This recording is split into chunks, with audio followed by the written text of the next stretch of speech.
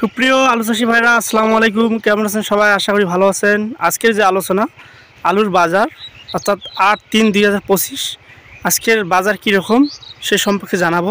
পাশাপাশি আলুর দাম বাড়বে না কমবে আমরা সেই বিষয়ে একটু জানার চেষ্টা করব।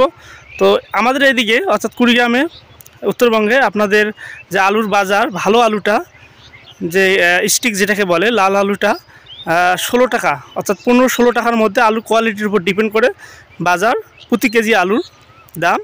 তো এই দাম হলে চাষি ভাইরা কিন্তু অনেক ক্ষতিগ্রস্ত হবে, কারণ যে যখন বীজগুলো তারা ক্রয় করে মূল জমিতে রোপণ করছে, বীজের দাম অনেক ছিল, 90 টাকা 120 টাকা পর্যন্ত, 100 টাকা কেজি পর্যন্ত ছিল। তো এত দাম দিয়ে বীজ এবং সার সরি আপনাদের লেবার খরচ করে যদি এত কম দামে আলু বিক্রি হয়, সে চাষি ভাই অনেক ক্ষতিগ্রস্ত। কারণ এখন যে চলমান পরিস্থিতিতে যে বাজার, তাতে বাড়ার সম্ভাবনা খুবই কম, কারণ এখন সেই পরিমাণ আলু কিন্তু ওঠে নাই। তো পর্যাপ্ত পরিমাণ আলু এবার ব্যাপক হারে সব জায়গায় ছড়িয়ে ছিটে আছে, আলুর চাষটা অতিরিক্ত হয়ে গেছে, কারণ সেক্ষেত্রে আলুর দাম একটু কমার সম্ভাবনাটা বেশি। কারণ আরেকটি বিষয়, আপনারা যদি আলু সংরক্ষণ করে রাখতে চান, সেক্ষেত্রে কিন্তু একটি বড় ঝামেলা দেখা দিচ্ছে, কারণ যে স্টোর ভাড়া প্রতি কেজি আলুর দাম অর্থাৎ 8 টাকা কেজি অর্থাৎ খরচ পড়তেছে প্রতি কেজির জন্য। তো এই যে একটা খরচ, যদি আলুর রাখার পরে যদি আলুর দামটা অর্থাৎ 20-এর নামার থাকে, তাহলে সেই চাষি ভাইটা একদম অনেক ক্ষতিগ্রস্ত হবে। যেহেতু আলু উঠানোর পর জমিতেই আপনার শুকনো আলুটা 16 টাকা থেকে 15 টাকা পর্যন্ত কেজি বিক্রি হচ্ছে।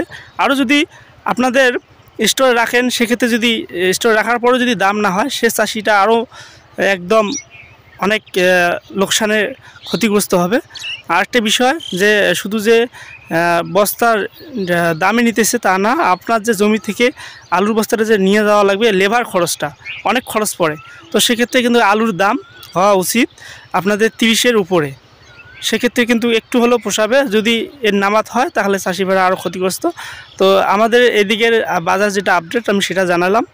তো বিশেষ করে এদিকে আরেকটি বিষয়, আলুর ফলনটা খুবই কম, কারণ এই মৌসুমে কিন্তু আলুর মৌসুমটা অনেক কুয়াশা খুবই কম, কারণ আল্লাহ প্রদত্ত কুয়াশারও প্রয়োজন ছিল। কারণ যতই আপনি ভালো পরিমাণ সার এবং স্প্রে ট্রিটমেন্ট করেন না কেন, অতিরিক্ত কুয়াশা না হলে কিন্তু আলুরও ফলন খুবই কম হয়।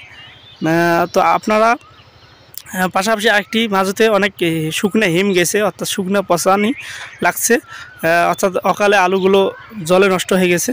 তো এই যে একটি ফলন কম ব্যতীত আবার আলুর দাম কম, এই যে একটি চাষি ভাইরা অতিরিক্ত ক্ষতিগ্রস্ত।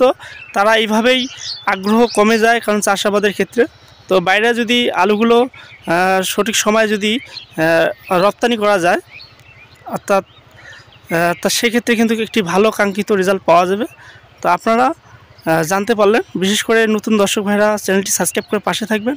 সবাই ভালো থাকবেন, সুস্থ থাকবেন। আল্লাহ হাফেজ।